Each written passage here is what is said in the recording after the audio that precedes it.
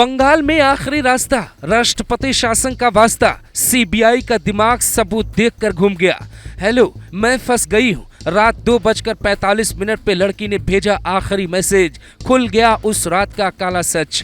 ममता बनर्जी से भी हो सकती है पूछताछ। बंगाल में सीबीआई को फंसाने वाले पॉलीग्राफ टेस्ट से क्यों फंस गए?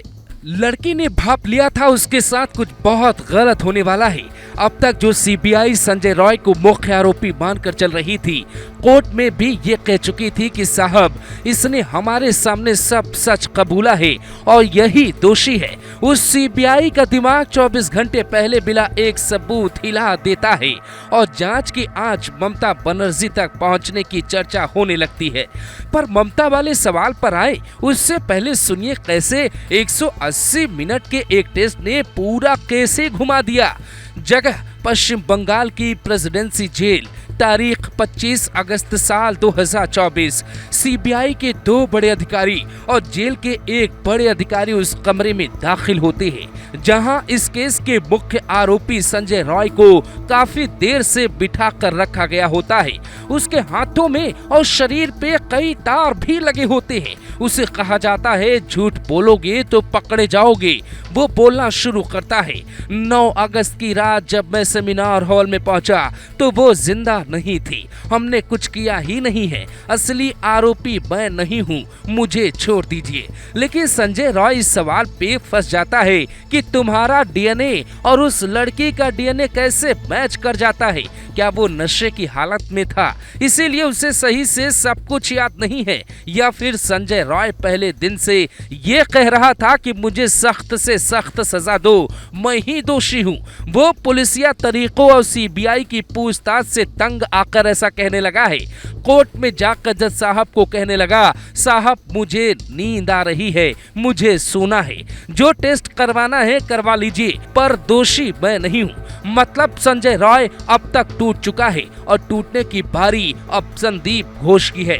संदीप घोष से अब तक सीबीआई 100 घंटे से भी ज्यादा की पूछताछ कर चुकी है। संदीप घोष और उसके करीबियों के घर से सीबीआई को बहुत बड़ा सबूत मिला है।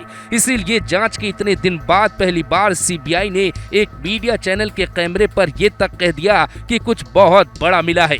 जांच के बाद पूरी बात बताएंगे, लेकिन ऐसी खबर सामने आई है कि सीबीआई को इस केस से ममता बनर्जी के फैमिली डॉक्टर का नाम जुड़ता भी मिल गया है, जिसकी कहानी ये है कि 9 अगस्त को जब अस्पताल में ये घटना हुई, हॉस्पिटल में पहुंचने वालों में 4 नाम सबसे ज्यादा खास थे, जिसमें सुशांता रॉय, अविक डे और संदीप घोष को एक ही लॉबी का हिस्सा कहा जाता है, जिन्हें मेडिकल की फील्ड में नॉर्थ बंगाल लॉबी के नाम से भी जाना जाता है। आरजी कर अस्पताल के आर्थोपेडिक डिपार्टमेंट के एक स्टूडेंट बताते हैं, इस लॉबी पर श्यामा पदा दास का हाथ है, जो ममता बनर्जी के फैमिली डॉक्टर हैं।